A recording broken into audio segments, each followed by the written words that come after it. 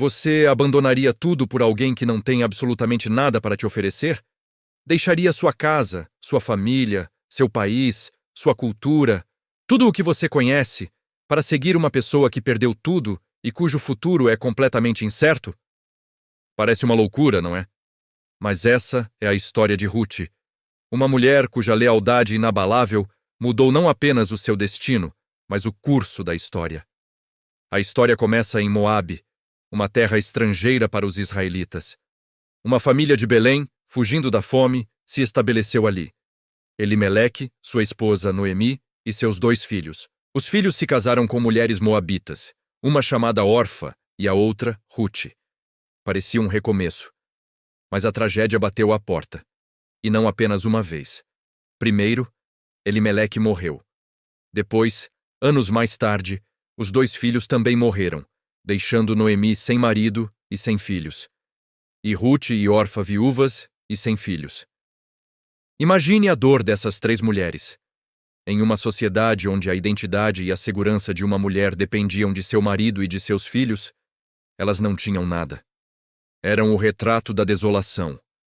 Noemi, amargurada pela perda, decidiu voltar para sua terra natal, Judá. Ela sabia que não tinha mais nada a oferecer às suas noras em Moabe. Então, ela as liberou. Voltem para a casa de suas mães, ela disse.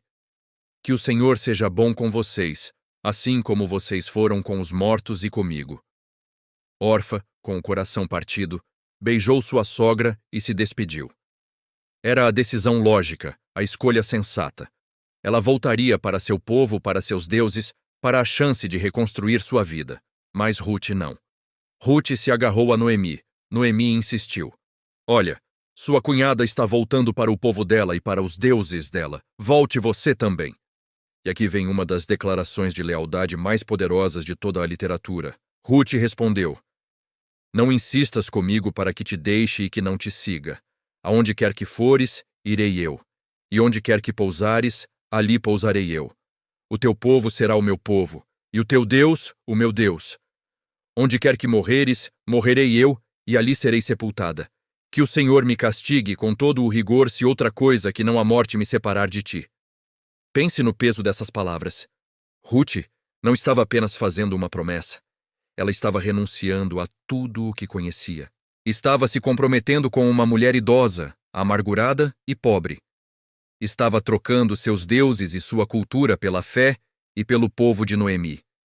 Era uma aposta total, um salto de fé no escuro, movido por um amor e uma lealdade que desafiavam toda a lógica.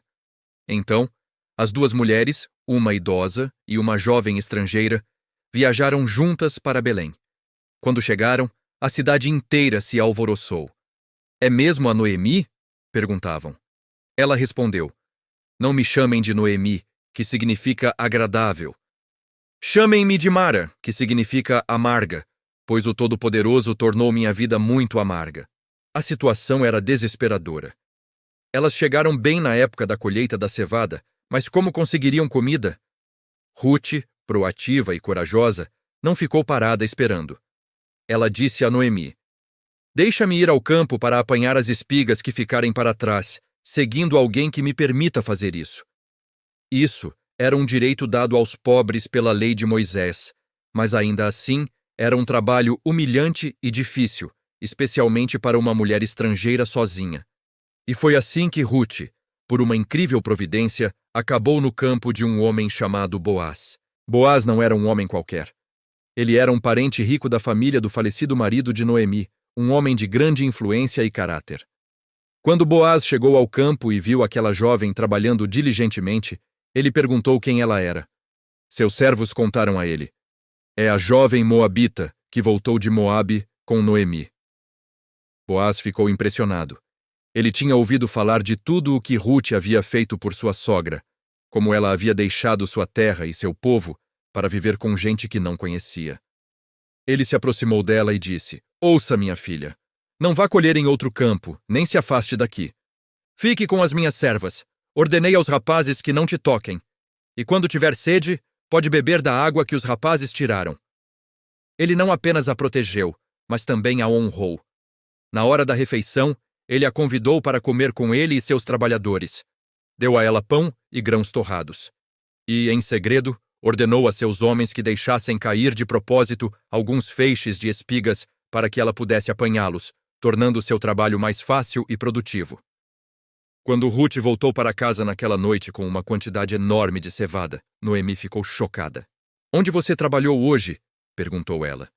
"Bendito seja aquele que te notou." Quando Ruth contou que o nome do homem era Boaz, os olhos de Noemi se iluminaram. A esperança que parecia morta começou a renascer. "Aquele homem é nosso parente próximo", disse ela. "Ele é um dos nossos resgatadores." O que era um parente resgatador? Era uma figura crucial na lei e na cultura israelita. Era um parente próximo que tinha a responsabilidade de resgatar membros da família que estivessem em dificuldades. Isso incluía comprar de volta a terra que havia sido vendida por pobreza e, em alguns casos, casar-se com a viúva de um parente para dar continuidade ao nome da família e proteger sua herança.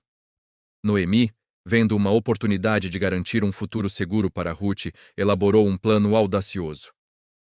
Naquela cultura, as propostas de casamento podiam ser iniciadas de maneiras muito diferentes.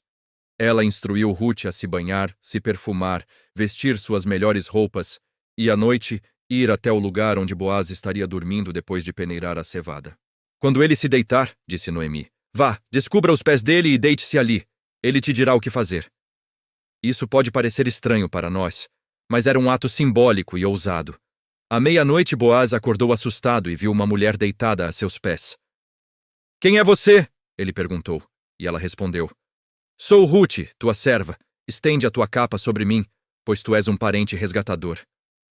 Com essas palavras, ela estava, de forma humilde e corajosa, pedindo que ele a tomasse como esposa e cumprisse seu dever de resgatador. Boaz ficou profundamente comovido. Ele a abençoou, dizendo: "Esta sua última bondade é maior do que a primeira. Você não correu atrás dos jovens, sejam ricos ou pobres."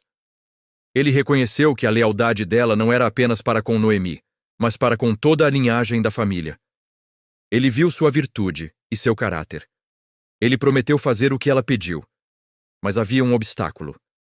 Existia um outro parente resgatador ainda mais próximo do que ele. Boaz, um homem de honra, agiu imediatamente. Na manhã seguinte, ele foi ao portão da cidade, o lugar onde os negócios e os assuntos legais eram resolvidos, e esperou por esse outro parente. Diante de 10 testemunhas, os anciãos da cidade, Boaz apresentou a situação. Ele ofereceu ao parente a chance de comprar a terra que pertencia a Elimeleque. O homem concordou. Mas então Boaz acrescentou a condição crucial: "No dia em que você adquirir o campo das mãos de Noemi, também adquirirá Ruth, a Moabita, para dar continuidade ao nome do falecido sobre sua herança." O parente recuou. Ele não queria arriscar sua própria herança ao se casar com uma estrangeira. Então, ele abriu mão de seu direito de resgate. Naquele momento, diante de todos, Boaz declarou: "Vocês são testemunhas hoje de que estou comprando de Noemi tudo o que pertencia a Elimeleque e seus filhos. E também estou adquirindo Ruth, a Moabita, para ser minha esposa." A redenção estava completa. O campo foi restaurado, o nome da família foi preservado e o futuro de Ruth e Noemi foi assegurado. Boaz se casou com Ruth e logo ela deu à luz um filho chamado Obed. As mulheres da cidade disseram a Noemi: "Bendito seja o Senhor, que hoje não te deixou sem um resgatador. Que ele se torne famoso em Israel. Ele restaurará a tua vida e te sustentará na tua velhice, pois é filho da tua nora, que te ama e que é melhor para ti do que 7 filhos." Noemi, que um dia se chamou de Amarga, agora segurava a esperança em seus braços. E aqui está o clímax surpreendente desta história. Aquele bebê, Obed, se tornou o pai de Jessé.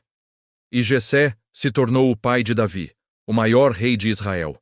A lealdade de Ruth, uma estrangeira de Moabe, não apenas a salvou da pobreza e do anonimato. Seu ato de fé a inseriu diretamente na linhagem real de Israel. E essa linhagem não parou em Davi.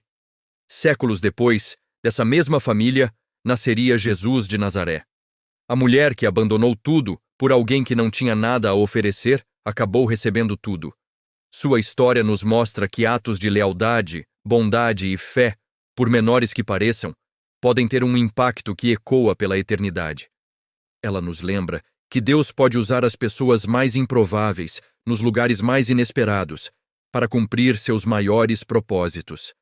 A história de Ruth é um testemunho poderoso de que, mesmo na perda e na amargura, a fidelidade e o amor podem abrir caminho para uma redenção que vai além de tudo o que podemos imaginar. Obrigado por assistir.